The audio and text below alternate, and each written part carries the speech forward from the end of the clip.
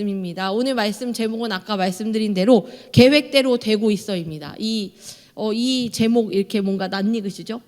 오케이, 계획대로 되고 있어. 이거 기억나시죠? 여러분들의 삶에 한번 질문을 좀 드려볼까요? 여러분들의 삶은 계획대로 되고 계십니까? 여러분들이 계획하신 대로, 여러분들이 살고자 하는 대로 지금 살고 계십니까? 저는 저의 계획대로라면 지금 대통령이 되어 있어야 하는데, 물론 어린 시절의 생각이지만요, 우리가 우리들의 삶에서 참 계획대로 되지 않는 것들을 많이 보는 것 같습니다. 여러분들의 유형 중에 저는 철저히 계획형 인간입니다 하시는 분들 계신가요? 저는 계획을 잘 세우는 사람입니다. 계획이 있어야지 된다, 계획이 없으면 힘들다, 네, 이런 분들 계시죠. 계획이 있어야만 하는 사람들이 신앙생활 할 때 정말 어려운 것은 뭐냐면, 하나님은 내가 세운 계획으로 일하시지 않는다는 겁니다. 하나님은요, 하나님의 계획으로 일하세요. 그래서 때로는 나의 계획이 완벽하고 뭔가 이 계획에 빈틈이 없고 이대로 한다면 문제가 없을 것 같은 그 계획도요, 하나님은요 얼마든지 그것이 문제가 되도록 하실 수 있습니다. 그것은 꼭 여러분들의 어떤 계획을 망가뜨리려는 것이 아니라, 감사하게도 그 계획이 하나님의 계획과 일치한다면 너무나도 좋겠지만, 하나님은요 하나님의 계획하심 속에 우리를 이끌어 가신다라는 겁니다. 그렇기 때문에 하나님의 계획하심이라는 것은 이미 준비되어 있고 언제나 준비되며 언제나 완벽한데요, 그 계획이요 우리가 상상할 수 없거든요. 우리가 예상할 수 없는 사람, 예상할 수 없는 때, 예상할 수 없는 방법, 또 원하지 않는 또는 생각도 못했던 이러한 결과들로 하나님이 일을 하시기 때문에, 우리가 미리 그것을 그려서 하나님이 나로 하여금 안정을 시켜주실 수 사실 없어요. 하나님의 계획을 우리에게 먼저 보여주세요, 그럼 제가 그것을 믿겠습니다가 아니라, 언제나 하나님을 믿는 신앙은요 하나님을 믿는 겁니다. 하나님의 계획을 보고 믿는 게 아니라는 거예요. 우리가 마치 어떤 근무하실 때 제안서를 제출하는 일들을 해보셨습니까? 제안서를 제출하면서 우리가 이런 계획과 이런 것으로 실행하면 이런 결과가 도출될 거니 우리와 함께 일하여 봅시다 라고 하면서 내는 제안서가 있잖아요. 하나님이 우리에게 제안서를 주신다는 게 아니라는 거예요. 하나님이 주신 제안서를 보고 우리가 흡족히 여기서 그걸 받아들이는 게 아니라, 우리는 그냥 하나님의 하나님 되심을 보고 하나님을 믿는 겁니다. 그렇다면 반면에 목사님, 그럼 계획형 인간만 답이 없는가요? 아니요. 계획이 없는 인간, 저와 같은 유형의 사람들은요, 저희에게는 하나님이 계획을 세울 수 없는 기질이라서 힘들지만, 반면에 어떠한 기질을 주셨냐면, 계획이 없어도 닥치는 상황에 바로바로 실행할 수 있는 어떤 그런 직관력을 주십니다. 그래서 마치 아무 계획 없었음에도 불구하고 옛날부터 계획한 것처럼 능수능란하게, 아무렇지 않게 뻔뻔하게 그 일들을 할 수 있는 그런 게 있어요. 물론 저는 이제 직업상 그렇게 뻔뻔하며 살다가 자꾸 한 대씩 얻어맞으면서 조금씩 약간의 계획성이 가미되어 가고는 있지만, 어쨌든 그런 유형의 사람들도 문제가 있습니다. 왜냐하면 언제나 자기에게 벌어지는 상황을 바로바로 잘 처리할 수 있는 기질과 능력이 있거든요. 그러니까 급할 때 하나님을 찾기보다 일단은 내 손 안에서 내 좋은 수완으로, 내 좋은 말빨로, 내 톡톡 튀는 아이디어로 그 일을 해결해 가는 그러한 삶을 살기도 합니다. 어쨌든 이런 사람이든 저런 사람이든요, 우리가 하나님의 그 계획하심 속에 살아가려면 우리가 하나님 앞에 기도하면서, 하나님, 왜 하나님은 나의 삶을 인도해 주시지 않는 거예요? 라고 생각할지 모르겠지만, 하나님은 하나님의 방법대로 인도하고 있는 것이지 하나님이 절대 인도하시지 않고 있는 게 아니라는 겁니다. 오늘 그 이야기를 여러분들과 함께 같이 나눠보려고 합니다. 오늘의 계획대로 되고 있어. 과연 누구의 계획대로 되고 있을까요? 오늘 본문의 배경은 다윗의 아들인 압살롬의 반란이 일어나는 그러한 장면입니다.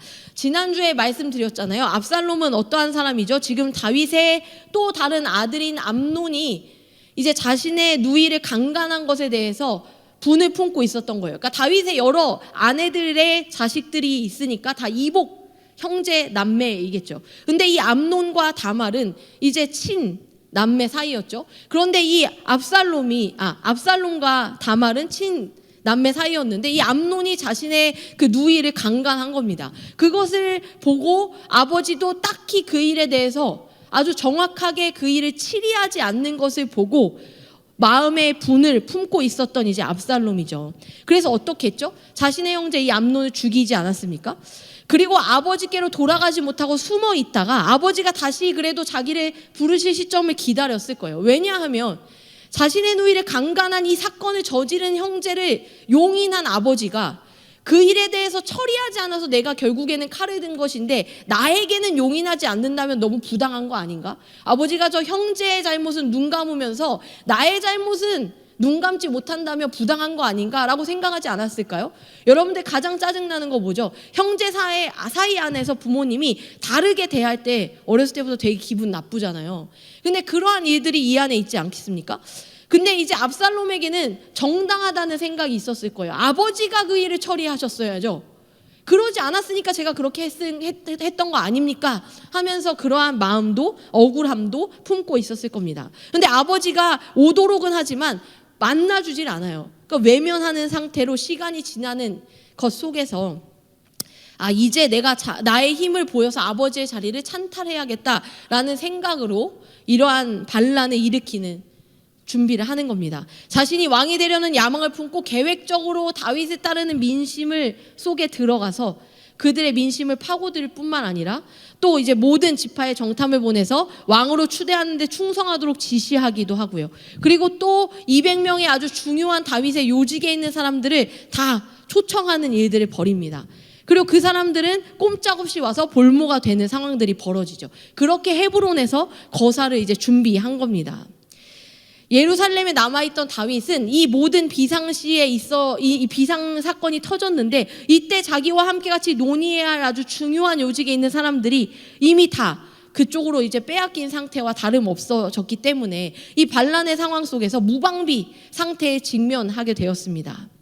다윗이 이 사태가 심각함을 깨닫고 이제 어떻게 해야 할지 고민을 한 거죠. 그런데 우리가 생각해 볼 때 사실은 압살롬이 아무리 반란을 준비한다라고 할지라도 사실 지금까지 이 용맹하게 계속해서 싸우고 전투하며 살아온 다윗의 삶이 얼마나 굵직굵직합니까? 아마도 다윗을 실제로 만나서 우리가 이 팔을 만져본다면 아마 굉장히 많은 흉터와 이런 핏줄이 막 이렇게 서 있지 않을까. 저는 다윗을 그릴 때 그런 그림을 많이 그려보는 것 같아요. 그 삶의 모습이 여실히 이렇게 드러나는 얼굴과 모습이 아니었을까. 그러니까 제 생각에 다윗이 사실은 압살롬한테 당장 가서 이 자식이 해도 지지 않을 수 있는 상황이 아니었을까 생각합니다. 그런데 다윗은 어떻게 결정하냐면 예루살렘을 벗어나 망명을 하는 일을 결정하는 겁니다. 여러 가지 생각이 있었을 겁니다. 다윗은 아마도 계속적인 후회가 있죠. 자기가 저질러 왔던 그 모든 죄의 열매들이 지금 눈앞에서 펼쳐지는 중입니다. 나단 선지자를 통해서 자신의 잘못을 깨닫고 하나님 앞에 회개한 다윗은 자신이 어마어마한 죄를 저질렀고 그리고 그 죄에 대해서 하나님은요 언제나 하나님이 사랑의 하나님이지만 죄에 대해서는 반드시 하나님의 심판이 있습니다. 그 죄를 저지른 사람을 하나님이 사랑하시지만 그 죄에 대해서는 하나님이 용납할 수 없기 때문에 그 죄가 남긴 열매와 결과들이 지금 자식들의 모습 속에서 나타나는 거죠. 그리고 그 중에 어떠한 자식이 자신의 등에 칼을 꽂으려고 오는 이 상황을 직면했을 때 다윗은요 너무 많은 후회와 또 너무 많은 마음 아픈 그리고 당장 달려가서 어떻게 네가 이럴 수 있어 라고 할 수 있는 어떤 그 명분이 다윗에게는 없는 거예요. 어찌 보면 이게 다 내 잘못이다, 다 내 잘못이야 이렇게 하는 처지와 입장이 다윗의 상황이 아니었을까요? 이렇게 그들은 이제 망명의 길에 오르게 되는 겁니다. 이러한 상황 속에서 등장하는 사람이 있습니다. 오늘 말씀에 나오는 인물인데요. 아히도벨이라는 사람입니다. 압살롬은 헤브론에서 사람을 보내서 다윗의 책략가였던 아히도벨을 이제 오도록 청하게 됩니다. 그리고 이 아히도벨이요 다윗의 책략가였음에도 불구하고 압살롬의 손을 잡습니다. 다윗이 도망하는 길에 어떤 사람으로부터 아히도벨이 압살롬의 손을 잡았다라는 이야기를 듣게 되는 겁니다. 그리고 아히도벨이 다윗 정부에서 정말로 중요한 핵심 인사였기 때문에 이 중요한 위치에 있었던 이 사람이 그의 손을 잡았다라는 것은 사실상 다윗의 멘탈에 아주 치명적인 그 영향을 미치는 겁니다. 어떡하지? 다 빼앗겨도 아히도벨이 있으면 그래도 어떤 살아날 구멍이 있을 것 같은 그 존재라는 거예요. 근데 그 존재마저 빼앗긴 겁니다. 힘이 아니라 머리를 빼앗긴 거예요. 그러니까 이 머리를 빼앗겼을 때 정치적으로 큰 위기와 또 자신의 어떤 심정적인 위기가 같이 결합되는 거예요. 너무너무 복잡한 상황이죠. 자신의 후회, 또 자기 스스로밖에 원망할 수 없는 이 안타까운 상황, 그리고 자기를 치러오는 자가 하필 자신의 아들이고 또 뿐만 아니라 자기가 의지하던 그 책략가가 그의 손을 잡았다. 이 모든 소식이 뒤섞여서 분노인지 슬픔인지 두려움인지 뭔지 모를 그 감정 속에서 다윗이 이제 있는 겁니다. 그때 이 아히도벨이 베푸는 계략이 어떠한 정도였냐면 사무엘하 16장 23절 말씀인데요. 사무엘하 16장 23절에 보면 이 아히도벨이 어떠한 사람이길래 이렇게 멘탈에 치명적인가. 아히도벨이 베푸는 계략은 사람이 하나님께 물어서 받은 말씀과 같은 것이라. 아히도벨의 모든 계략은 다윗에게나 압살롬에게나 그와 같이 여겨졌더라. 그러니까 그만큼 대단한 지략가였다라는 거예요. 그러니까 그만큼 그 사람이 하는 일이 하나님께 물어서 받은 말씀과 같이 여겨지는 그러한 무게감, 그러한 성공, 그러한 모든 것들이 그의 말대로 했을 때 망하지 않는 거예요. 그의 말대로 하면 언제나 성공하고 승리하는 일들을 꾀할 수 있는 그러한 영향력 있는 사람이 바로 이 아히도벨이라는 사람이었다는 겁니다. 그랬기에 다윗의 입장에서는 아히도벨이 넘어갔다면 이제 나라는 끝났다라고 생각할 만한 것이었죠. 자기에게 힘이 있다라고 할지라도 힘을 많이 잃은, 오른팔을 잃어버린 그러한 상황이라는 겁니다. 이쯤에서 이제 궁금해요. 아히도벨은 다윗의 책략가였다라고 했잖아요. 그러니까 다윗의 책략가라는 건 어떻습니까? 언제나 곁에서 다윗과 깊이 대화를 나누고 누구와 얘기하지 않는 어떤 1급 비밀을 알고 있는 사람 아니었을까요? 다른 사람들과 나누지 않는 이야기를 다윗이 그와는 나눴을 것이고, 다윗이 가장 약한 점, 다윗이 가장 고민하는 점, 다윗의 아픔, 뭐 이런 것들을 다 아는 사람이 바로 이 아히도벨이었을 겁니다. 그렇게 다윗의 오른팔로 살았던 그 사람이 왜 다윗을 배신하고 압살롬에게 그렇게 쉽게 넘어갔는가? 우리가 이 이유를 좀 살펴볼 수 있습니다. 아마도 아히도벨은 책략가이기 때문에 다음으로 세워질 왕이 압살롬일 거라고 생각하고 미리 옮겨 탄 건가, 갈아탄 건가 라고 생각할 수도 있겠지만요, 더 숨어있는 이유가 있습니다. 사무엘하 23장 34절 말씀입니다. 사무엘하 23장 34절 말씀입니다. 제가 한번 읽어보겠습니다. 마아가 사람의 손자 아하스베의 아들 엘리벨렛과 길로 사람 아히도벨의 아들 엘리암과, 길로 사람 아히도벨의 아들 엘리암, 여기 아히도벨이 나오죠. 아히도벨의 아들이 누구라고요? 엘리암이라고 이야기합니다. 사무엘하 11장 2절에서 3절을 보겠습니다. 사무엘하 11장 2절에서 3절이요. 저녁 때에 다윗이 그의 침상에서 일어나 왕궁 옥상에서 거닐다가 그곳에서 보니 한 여인이 목욕을 하는데 심히 아름다워 보이는지라. 다윗이 사람을 보내 그 여인을 알아보게 하였더니 그가 아뢰되 그는 엘리암의 딸이요 햇사람 우리아의 아내 밧세바가 아니니까 하니. 알아채셨을까요? 사무엘하 23장 34절에 아히도벨의 아들 엘리암이라고 얘기합니다. 그런데 사무엘하 11장에 보면 엘리암이 누구냐면 햇사람 우리아의 아내 밧세바의 아버지인 거예요. 엘리암의 딸이요 햇사람 우리아의 아내 밧세바. 그러니까 이 아히도벨은 결국 누구죠? 밧세바의 할아버지인 겁니다. 그러니까 자기의 왕이 어떠한 죄를 저질러서 자신의 그 자손에게 아픔을 주었는지, 그 자신의 가족에게 어떠한 풍비박산이 있었는지를 다 알고 있는 사람이었지만 그럼에도 불구하고 다윗 곁에서 그렇게 지략을 펼쳤던 삶을 살았던 겁니다. 그런데 그 마음속에 언제나 여러 가지 생각이 있지 않았을까요?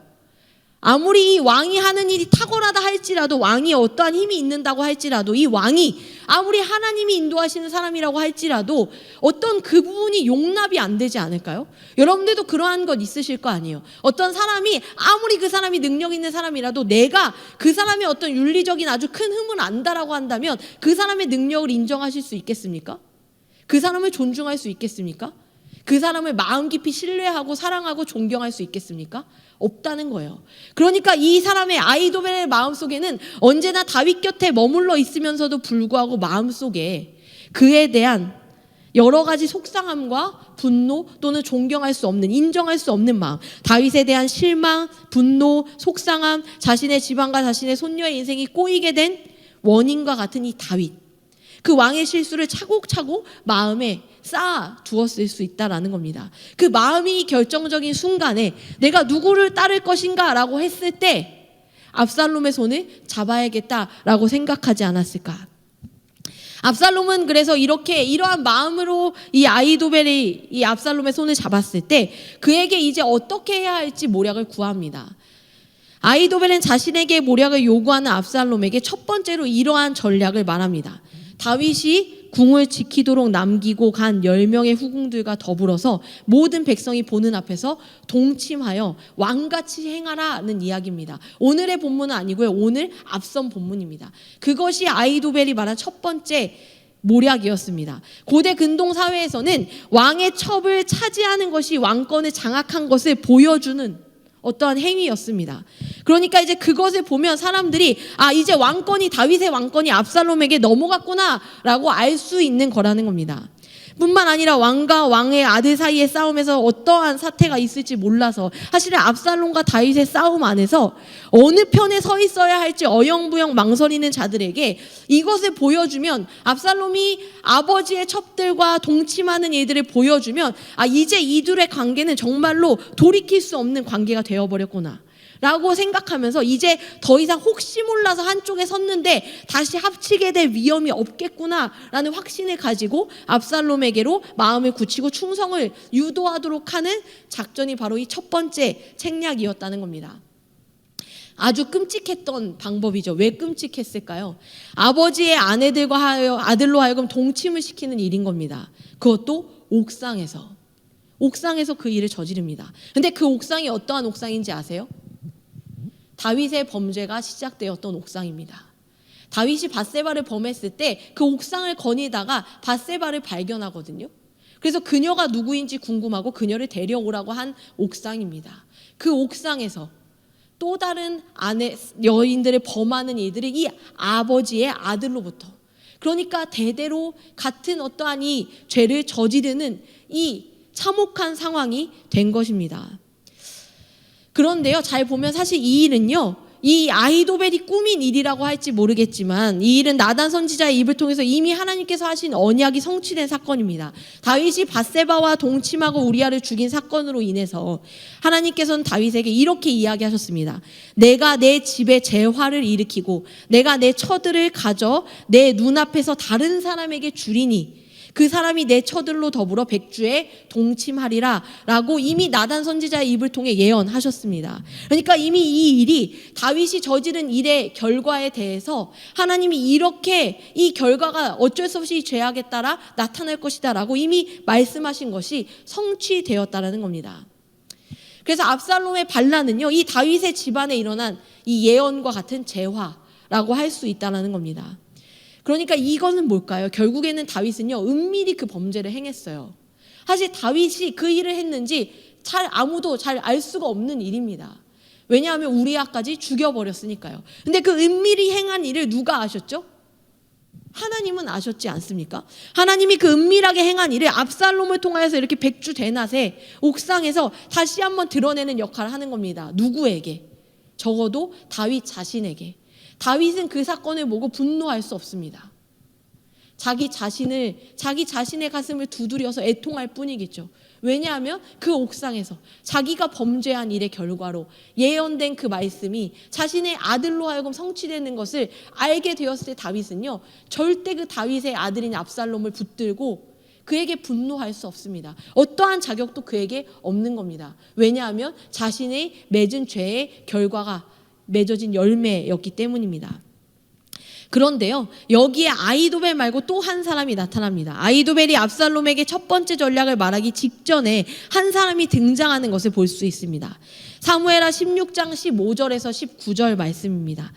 사무엘하 16장 15절에서 19절 말씀 함께 같이 성경을 좀 볼까요? 사무엘하 16장 15절에서 19절 말씀을 제가 한번 읽어보겠습니다. 압살롬과 모든 이스라엘 백성들이 예루살렘에 이르고 아히도벨도 그와 함께 이른지라. 다윗의 친구 아렉 사람 후세가 압살롬에게 나아갈 때에 그에게 말하기를 왕이여 만세 왕이여 만세 하니 압살롬이 후세에게 이르되 이것이 내가 친구를 후대하는 것이냐 내가 어찌하여 내 친구와 함께 가지 아니하였느냐 하니 후세가 압살롬에게 이르되 그렇지 아니하니이다. 내가 여호와와 이 백성 모든 이스라엘의 택한 자에게 속하여 그와 함께 있을 것이니이다. 또 내가 이제 누구를 섬기리이까 그의 아들이 아니니이까 내가 전에 왕의 아버지를 섬긴 것 같이 왕을 섬기리이다 하니라. 압살롬과 모든 이스라엘 백성이 예루살렘에 이제 왔어요.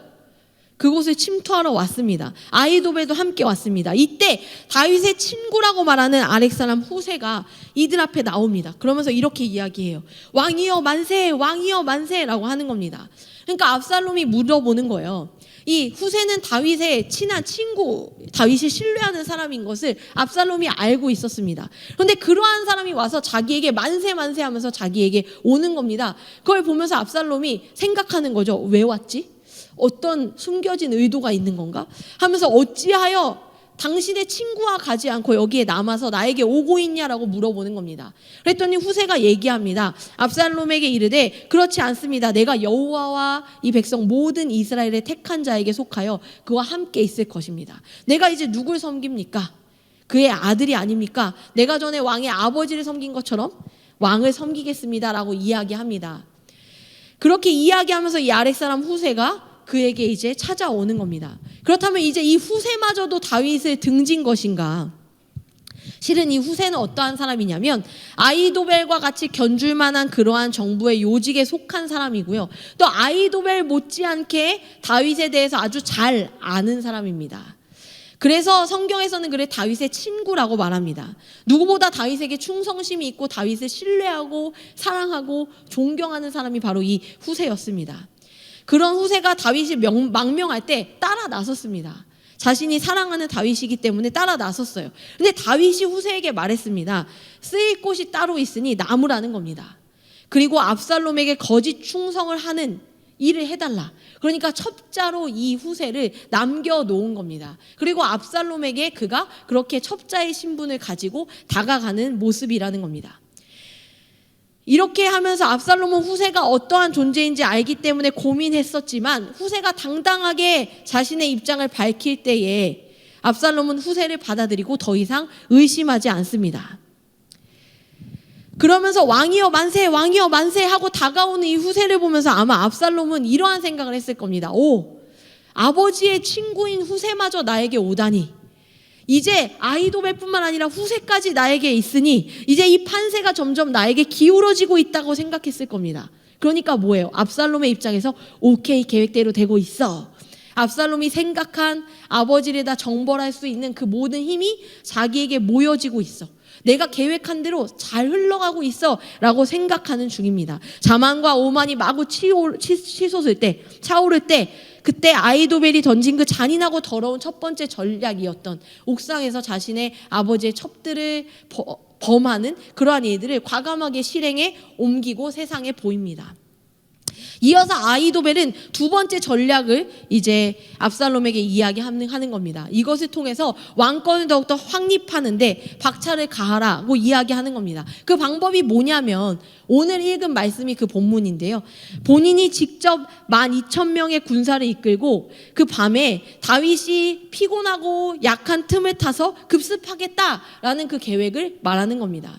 그러니까 그 12,000명을 붙여서 나를 그렇게 하게 하라라는 거죠. 다윗과 함께한 신복들이 놀라서 도망가게 하고 다윗 왕만 죽이고 나머지는 다 생포하면 결국에는 이 나머지를 우리가 다 규합하면 이 또한 우리의 힘이 되지 않겠냐. 그러니까 큰 전쟁을 벌이기보다 다윗 하나를 아주 약할 때에 가서 치고 나머지를 다 데려오자라는 이야기를 하는 겁니다. 최소한의 피해를 보면서도 최대한의 효과를 거두겠다라는 이를 이야기하는 거죠. 아직도 전열을 다듬지 못하는 그 지금 아주 불안한 상황 가운데서 도망하고 있는 다윗을 지금 치면 너무나도 가능할 것 같은 이러한 합리적인 방법이었습니다. 아주 간단하고 심플하면서도 다윗을 처형한다는 분명한 목적이 보이는, 그래서 정말로 얻는 것이 더 많은, 잃을 것은 적은 그런 합리적이고 지혜로운 전략을 아히도벨이 압살롬에게 이야기하는 겁니다. 그래서 이 얘기를 듣는 압살롬과 이스라엘의 장로들이 다 그 말을 옳게 여기더라라고 이야기합니다. 오, 역시 책략가가 다르구만. 다윗이 왜 이 사람 말을 따랐는지 알겠어 하면서 그의 말을 다 좋게 여깁니다. 이 전략에 모두가 동의하고 좋다고 받아들인 겁니다. 그런데 여기에서 압살롬이 후세를 부르는 거예요. 그러면 너무너무 좋은 방법인데 한번 후세의 말까지도 한 번만 들어보자라는 거예요. 그의 말도 한 번만 들어보자. 그 또한 또 다른 전략가이고 다윗을 잘 알고 있으니 그가 주는 정보와 지혜에도 내가 들을 만한 것이 있을 거다라고 여긴 겁니다. 그래서 신중을 기하고 싶었고 한 번에 반드시 이 일을 성공하고 싶었기 때문에 후세를 부릅니다. 이제 모든 것이 이제 후세에게 달려있는 거죠. 아까 말씀드렸죠. 후세는 어떠한 정체성을 가지고 있다고요? 지금 첩자죠, 첩자. 그가 마음을 바꿨을까 안 바꿨을까? 드라마라면 그것이 되게 궁금했겠지만 후세는 마음을 바꾸지 않았습니다. 그리고 어떻게 그에게 이야기하냐면 실제로 아히도벨의 계획은 아직 요단을 건너지 못하고 있는 다윗에게 상당히 치명적인, 분명히 성공률이 굉장히 높은 계획을 아히도벨이 이야기한 것이지만 후세는 이 아주 심플하고 뚜렷하고 합리적이고 성공률이 높은 이 아히도벨의 전략과 내용과 아주 반대로 굉장히 장황하고 거대한 계획을 막 늘어놓아요. 이 아히도벨은 되게 심플하죠. 여러분들이 외울 만큼 심플합니다. 12,000명 붙여주시고 다윗 힘들 때 틈타서 다윗만 해하고 나머지 데려오자. 이거 아닙니까? 아주 심플하죠. 굉장히 가능성이 높은 계획입니다. 그런데 이 후세는요, 잘 살펴보면 하나하나 뜯어서 들어보고 따지면 조금 이상한 것 같은 얘기지만 그 이상한 것 같지만 무언가 약을 친 것 같은, 뭔가 의심스럽지만 따르고 싶은 매력적인 장황한 이야기로 그 앞에 내어놓습니다. 뭐라고 이야기하냐면 이렇게 합니다. 오늘 본문 7절부터 13절 말씀인데요. 후세가 압살롬에게 이르되 이번에는 아히도벨이 베푼 계략이 좋지 않습니다 라고 이야기합니다. 그리고 이어서 또 후세가 말하되 왕도 아시지만 왕의 아버지와 그를 따르는 사람들은 용사입니다. 그들은 들에 있는 곰이 새끼를 빼앗긴 것 같이 격분한 상태입니다. 왕의 부치는 다윗은 전쟁에 익숙한 사람이기 때문에 그렇게 아히도벨이 말하는 대로 백성들과 함께 자고 이럴 사람이 아닙니다. 지금 그는 어느 굴에 숨어 있을 겁니다. 그리고 어느 굴에 있는지 찾기가 어려울 겁니다. 그런데 그렇게 다윗을 찾아다니다가 혹시라도 우리 무리 중에 몇 명이라도 해함을 당한다면 그 소문이 막 퍼져서 압살롬을 따르는 사람 중에 패함을 얻었다라고 소문이 날 겁니다. 다시 말하면 그 소문이 그것이 대단한 피해가 아닐지라도 사람들의 말에는 이미 다윗이 역시 용사다라고 인정하는 일이 되어버릴 겁니다. 그래서 나는 이러한 계략을 이야기 드려보려고 합니다 라고 하면서 반대한 다음에 자신의 방법을 이야기합니다. 그 방법이 뭔지 한번 들어보세요. 온 이스라엘의 담부터 브에세바까지 바닷가에 많은 모래같이 당신께로 모으고 친히 전장에 나가시고, 그러니까 담부터 브에세바까지 모은다는 얘기는 그냥 이스라엘 전체를 모은다라는 생각으로 모래같이 사람들을 다 모아서 친히 압살롬이 전장에 나가라는 겁니다. 그 대군을 이끌고, 그리고 우리가 그 만날 만한 곳에서 그를 기습하기를 이슬이 땅에 내림같이 우리가 그 외에 덮여 그와 함께 있는 모든 사람을 하나도 남겨두지 아니한다. 그러니까 많은 군사를 압살롬이 직접 이끌고 가서 지켜보다가 한 번에 다 그들을 해한다라는 얘기입니다. 또 만약 그가 어느 성에 있다면, 그래서 그 성에서 나오지 않고 있다면 온 이 많은 이 사람들이, 이스라엘이 밧줄을 가지고 그 성을 이렇게 묶어가지고 강으로 끌고 와서 하나도 보이지 않게 강에 빠뜨리자라는 계획입니다. 말이 되는 계획인가요? 사실 생각해보면 말이 잘 안 되는 계획이죠. 그런데 후세의 말이요, 아히도벨의 계략이 좋지 않습니다 라고 이야기하면서 왕에게 얘기하는 것을 잘 보면 이 아히도벨의 계략이 좋지 않다는 마음을 불어넣으면서 은근히 다윗을 추켜 세우는 말을 그 안에 숨겨놓는 후세를 볼 수가 있습니다.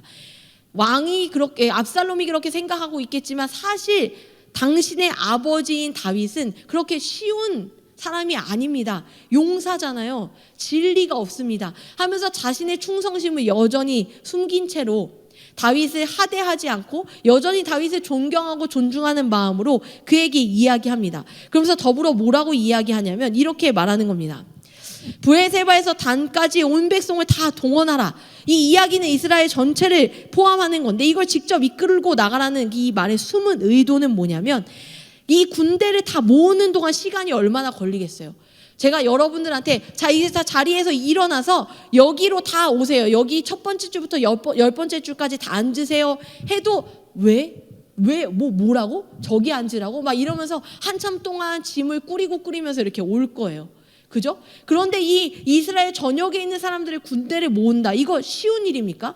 어제 우리 카톡 불봐야 됐잖아요. 카톡 오류 났을 때 우리 공지 하나 띄우기도 어려웠는데 그런 것 아무것도 없는 그 시대에 그 사람들을 모으는 게 얼마나 쉽지 않겠습니까? 그러니까 그 시간 동안에 다윗이 도망갈 시간을 벌게 될 겁니다. 그리고 압살롬을 전장에 내보내므로 위험 부담을 높이는 거죠. 사살 가능성을 높여주는 겁니다. 왜냐하면 압살롬이 그 대군을 끌고 그 속에 있지 않을 거 아니겠어요? 그들을 이끌고 맨 앞에 서서 당당하게 나아갈 겁니다.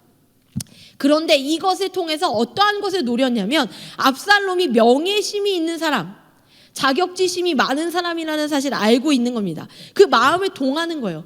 왕이시여, 그렇게 끌고 가가지고 12,000명이 가서 다윗 하나 고작 죽이고 이걸로 물론 다윗을 죽이는 건 성공할지 모르겠지만 그게 멋있냐는 거예요. 하나도 안 멋있잖아요. 그거 말고 엄청난 대군을 끌고 그리고 압살롬이 나가셔야죠. 그래야 왕이구나라는 걸 보여줄 수 있지 않겠습니까?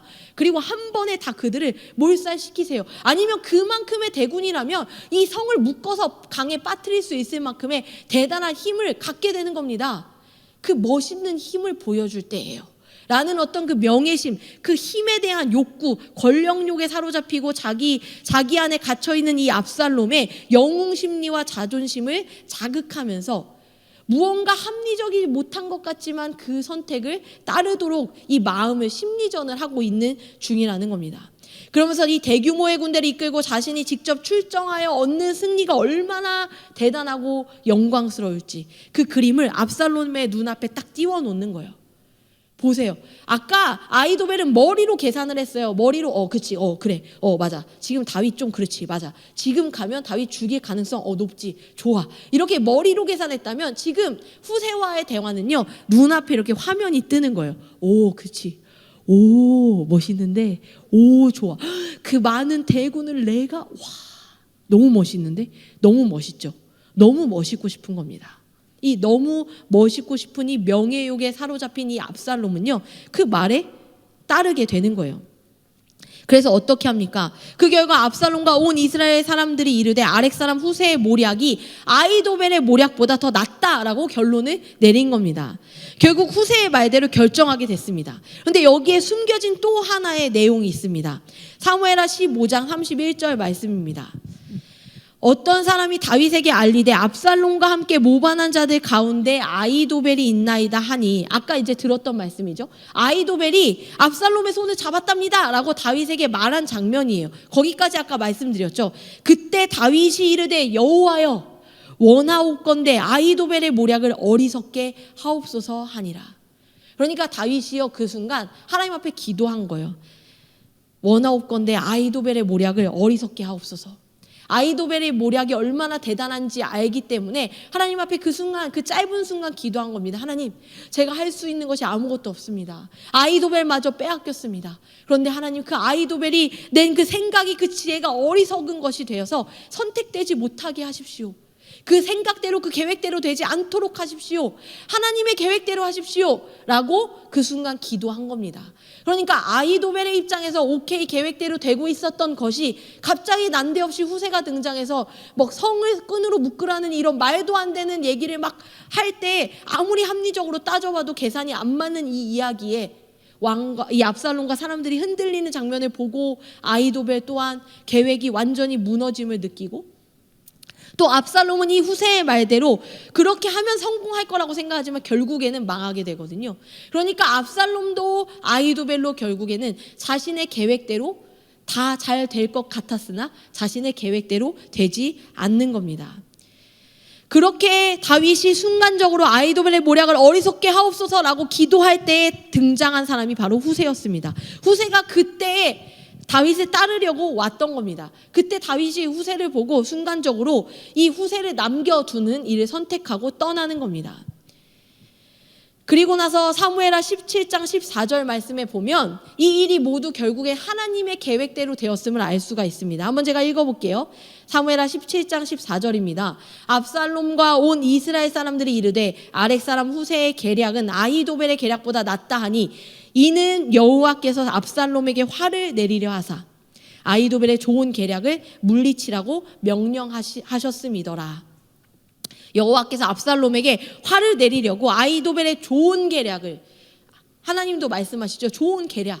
그런데 그것을 물리치게 하셨다라는 거예요. 압살롬이 이 일을 망하게, 그르치게 하려고 하나님이 친히 그렇게 하셨다라는 겁니다. 결국 아히도벨은 어떻게 되었냐면요, 자기의 모략이 시행되지 못함을 보고 나귀의 안장을 지우고 떠나서 고향으로 돌아갑니다. 그리고 자기 집에 이르러서 집을 정리하고 스스로 목매어서 죽게 됩니다. 그리고 그 아비묘에 장사된다라고 사무엘하 17장 23절에 그의 생이 그렇게 마무리되고 끝나고 마는 겁니다.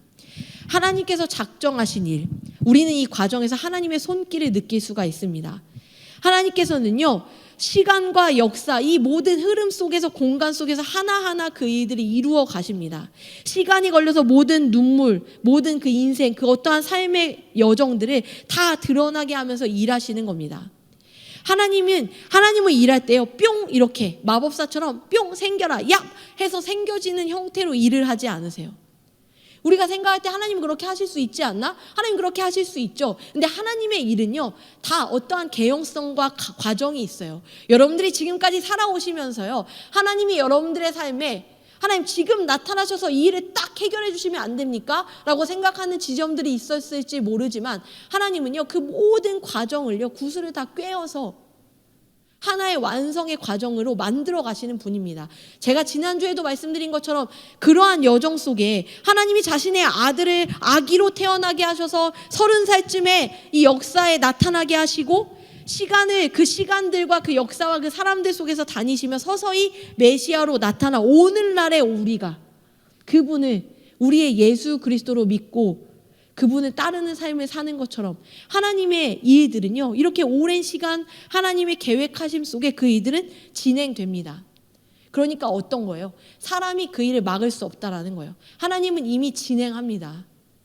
하나님의 진행을 사람이 어떠한 계획으로 끼어도요, 절대 그 하나님의 계획이 망가지지 않습니다. 만약에 이 사람이 그 일 앞에 망하려고 한다면 또 다른 사람을 세워서라도 하나님은 그 계획을 인도하시는 분이 바로 하나님이라는 겁니다. 우리가 성경에 보면요, 이렇게 성경의 모습 속에서 우리가 어떠한 팩트를 보게 돼요. 오늘 이 사무엘하 말씀에는요, 더군다나 이 팩트를 많이 다루고 있습니다. 이러한 사건, 끔찍한 사건, 우리가 절대 다루고 싶지 않은 강간, 이러한 사건들을 성경에 그대로 다루고 있잖아요. 좋은 모습만 담지 않습니다. 악한 모습, 망한 모습, 실패한 모습, 누추한 모습, 끔찍한 모습, 잔인한 모습, 그 모습 그대로 다 성경에 담아져 있습니다. 그런데 이 성경의 사건들을 보면서 그럼 우리는 무엇을 해야 하냐면, 옳다, 그르다, 좋다, 나쁘다를 판단하는 것이 아니라요, 그냥 이 사실을 보면서요, 어떤 것을 보아야 하냐, 그 사실 너머에 하나님의 해석을 보는 겁니다. 그 역사라는 팩트 뒤에 숨어있는 하나님의 일하심을 우리가 보는 겁니다. 그러한 것을 많이 볼 수 있어요. 에스더서에도 보면요, 하나님이란 단어가 어디에도 등장하지 않습니다. 근데 에스더서의 말씀에 보면 어떻게 이런 일이 일어날 수 있을까 하는 그 때에 아주 적합한 상황과 말과 행동들로 하나님이 일하시는 것을 보면서 주석가들은 그 안에 숨어있는 하나님을 우리가 보아야 한다라고 이야기하거든요. 에스더서 짧으니까 여러분들 한번 보시면 좋을 것 같아요.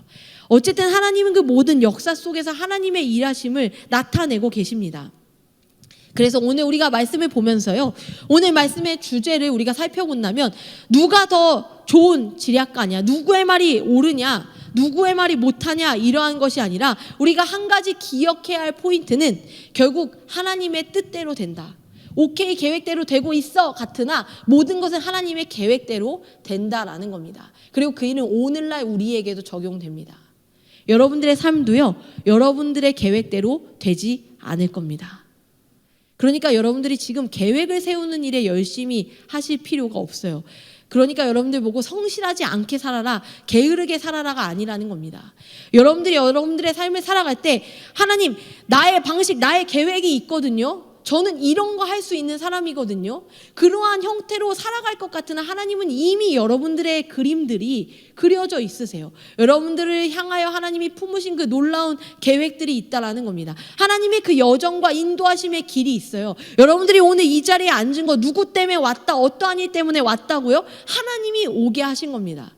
압살롬은 아히도벨의 말을 들었으면 내가 이런 일을 안 겪었을 텐데 괜히 후세의 말을 들어서 망했다라고 생각할지 모르지만 후세의 말을 안 들었어도 압살롬은 망했을 겁니다. 하나님의 계획하심이 거기에 있지 않기 때문이라는 거예요. 우리는 그 하나님의 계획하심에 따라 가야 한다는 겁니다. 아주 상식적이고 확실하고 단호하고 100점짜리 계략이 있지라 해도 하나님이 그 계략을 패하겠다 하시면요, 아무것도 안 되는 겁니다. 우리가 그런 말 많이 하죠. 인생이 정해진 대로 되지 않는다. 압살롬은 압살롬대로, 아히도벨은 아히도벨대로, 아마도 그들은 각각 자신의 계획대로 되고 있다라고 생각했겠지만 오늘 우리가 보지 않았습니까? 절대로 계획대로 되지 않는다라는 겁니다. 계획을 이루어 가시는 분이 하나님, 모든 것은, 이 모든 세계는, 이 모든 질서는 하나님의 계획하신 대로 결국에 흘러가게 되어 있습니다. 기분 나쁘세요? 그런데 어쩔 수 없습니다. 이 세상을 만든 분이 하나님이잖아요.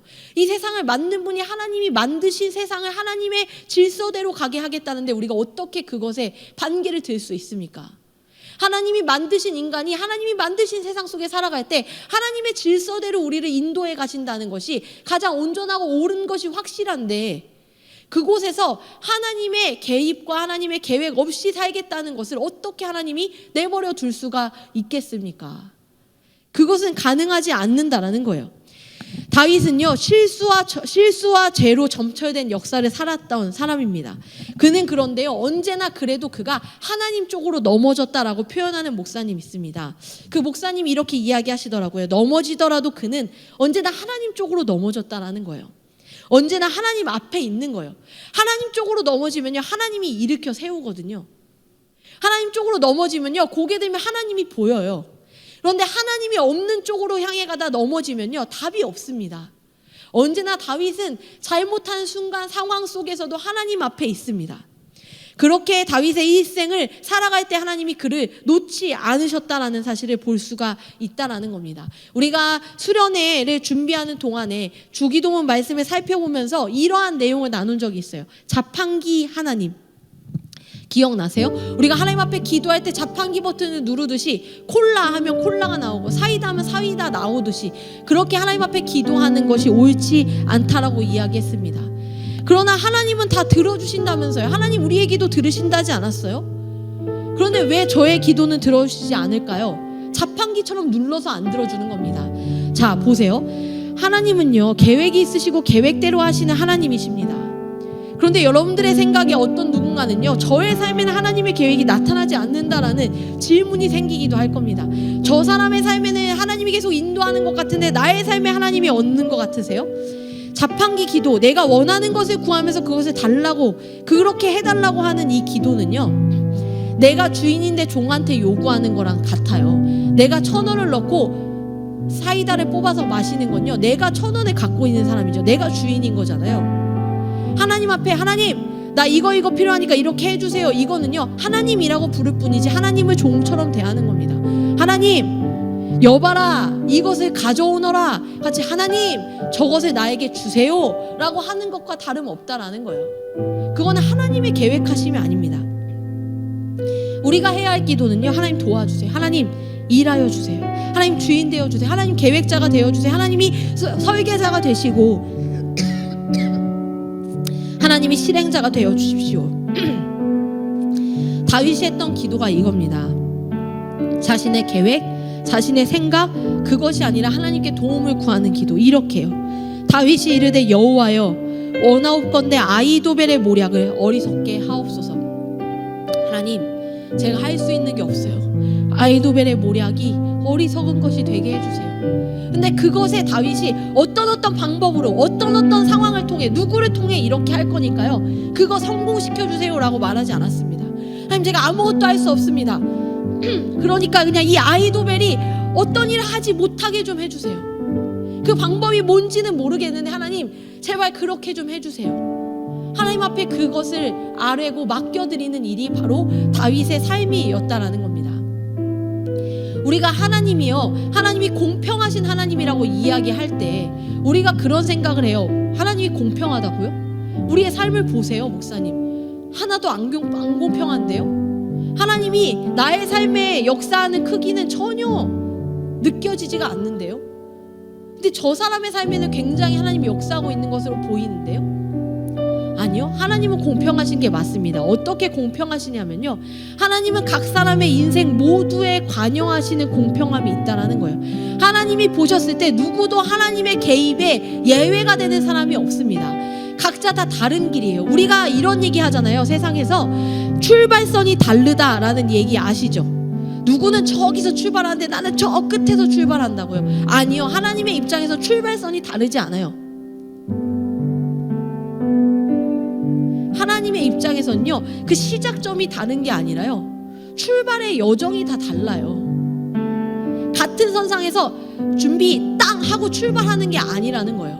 이미 저 앞에 가는 애는 더 빨리 통과하고 나는 뒤처지겠지가 아니라는 거예요.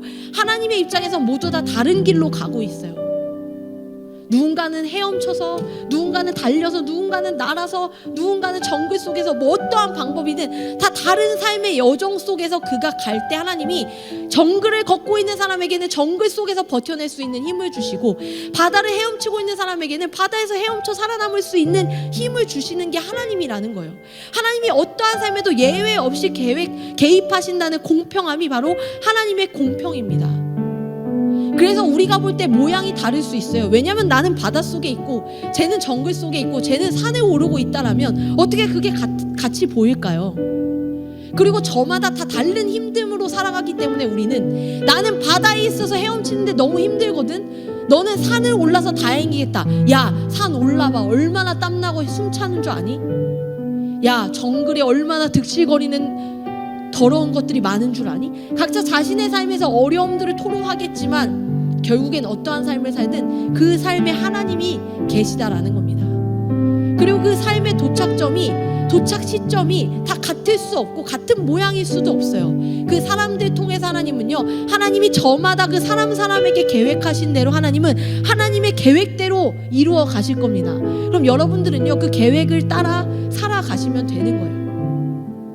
하나님 거기 아니고요, 저 여기가 제 출발선이거든요. 아니요, 다시 하나님 저 여기서 지금 차를 타고 출발할 겁니다. 이렇게 내가 그 계획의 시점과 방법을 정해서 이 길로만 갈 거라고요를 우기면 안 된다라는 거예요. 하나님이 보셨을 때 그 길이 아닐 수 있기 때문에 여러분들의 삶은 저마다 다르지만 그 저마다 다른 곳 가운데 공평하신 하나님은 똑같은 방식이 아니라 저마다 다른 방식으로 여러분들에게 나타나 여러분들에게 일하실 겁니다.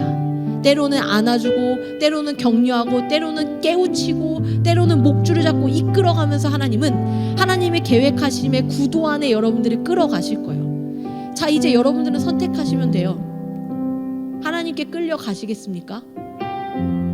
아니면 하나님의 계획과 전혀 무관하게 나의 아주 철저하고 완벽한 계획대로 사시겠습니까? 그 인간의 자유의지, 그 선택이 여러분들에게 있습니다.